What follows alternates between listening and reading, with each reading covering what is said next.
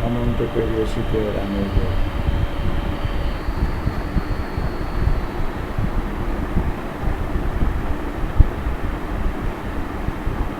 ছোঁয়া লেগেছে সারা গ্রাম জুড়ে।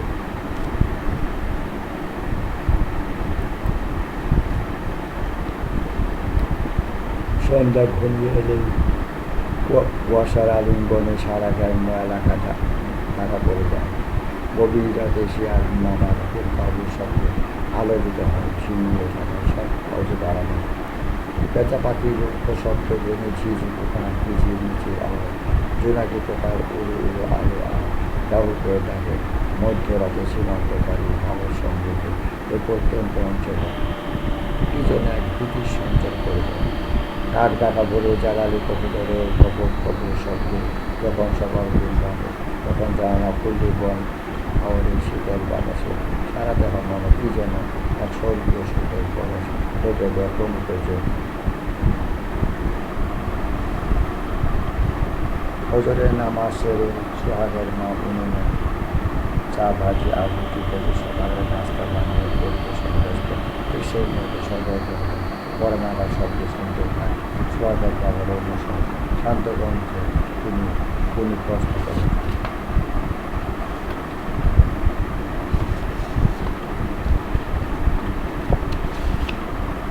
কে রে এই সকালে বড় নাম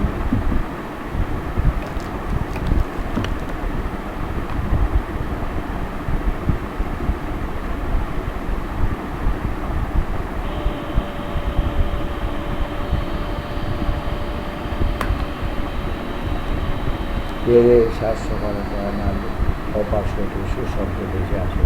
দোলাগায় নাকি? আমি শফি, ঢাকা থেকে এসেছি। সোহাগের ছোট মা। সোহাগের মা দেরি না করে তড়ি করে গ্যারাজ খুলে দেয় আর তখনই অবাক বিস্ময়ে বলে ওঠে, ভাই শফি, ভালো আছিস তো? বাড়ির সবাই ভালো আছে তো? তোর বউ বাচ্চারা? মা শরীরটা এখন ভালো আছে তো? তোর বউ বাচ্চারা? সোহাগের মা মিষ্টির প্যাকেটটা ওর মায়ের হাতে ধরিয়ে দিয়ে সোহাগের মামা মিষ্টির প্যাকেটটা ওর মায়ের হাতে ধরিয়ে দিয়ে চেয়ারে বসে পড়ে। সঙ্গে তার আরেকজন অতিথি ছিল, তার বন্ধু সুপন। তার কাঁধে ছিল ক্যামেরা। সোহাগের মা একটু চা নাস্তা তৈরি করে তাদের দুজনকে আপন করে। দুপুরের খাবার শেষ সোহাগের মামা আর বন্ধু সুপন ভাগ্নে ভাগ্নেরা মিলে বেরিয়ে পড়ে সীমান্ত এলাকা সুন্দর কান্দিদের সঙ্গে। সীমান্ত পিলার পর্যন্ত যেতেই দেখা গেল বিএসএফ ভারতীয় সীমান্তের দিকে। ওপারে গাছের উপরে নিচে অস্ত্র উঠে সীমান্ত মহড়া ব্যস্ত। সীমান্ত পিলারের ওপারে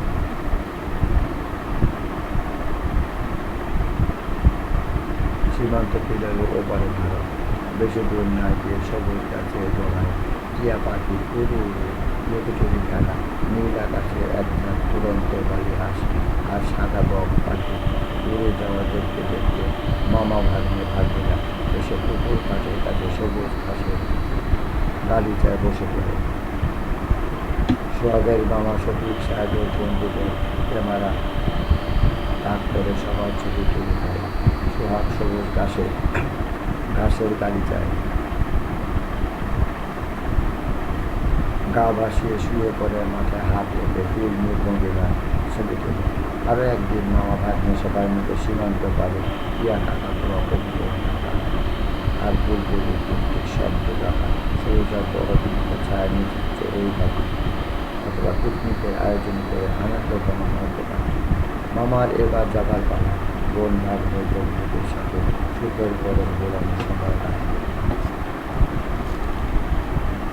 3 দিন পর সোহাগের শফিকা বন্ধু রৌনক সামনে ব্রিটিশ পড়িয়ে ফাটাগানের কাছে ছড়িয়ে দেয়।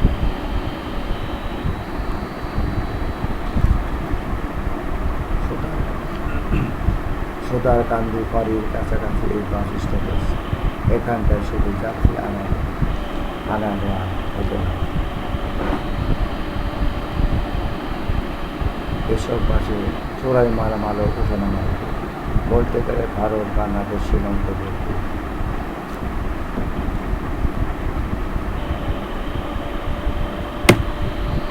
ভারত বাংলাদেশ সীমান্তবর্তী চোরাকারবারিদের মালামাল আনা নেওয়া কাজেই ব্যস্ত থাকতো এসব বাস।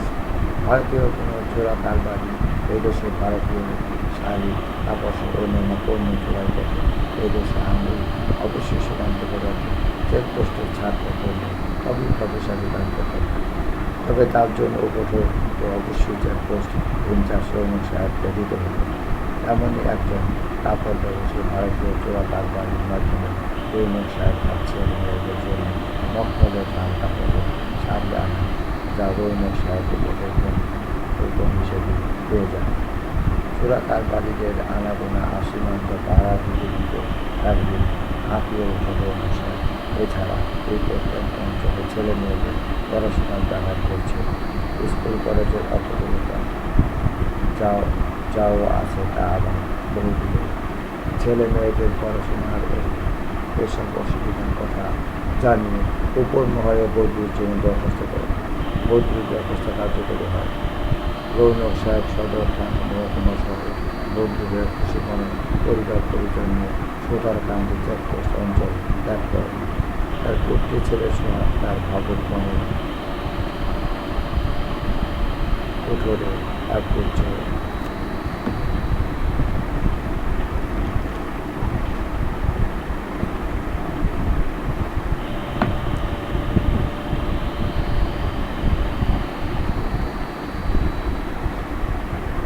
ভাবুক মনের ভিতরে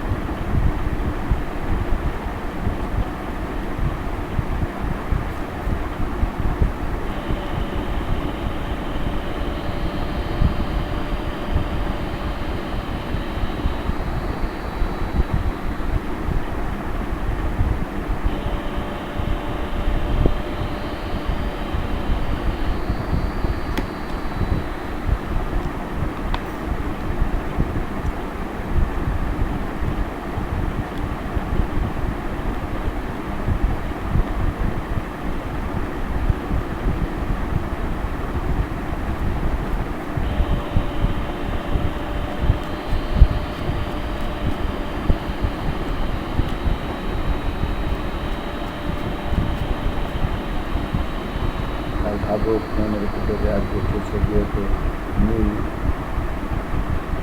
একেলির চিরদিনের জন্য। তার পুত্রী ছেলে সোহাগ তার ভাবুক মনের ভিতরে এক দুটো ছবিতে নিজের চিরদিনের জন্য খাতায় বন্দি করে তার শখের টিয়া পাখি আর ময়না পাখিকে কিন্তু সে নির্ভুল করেনি। তার মগজ জুড়ে রইল এক টুকরো সুতোর কাঁথা। সুতারকান্দি সীমান্ত ভাবে ময়না ফেরান দৃশ্যকে সমাপ্ত।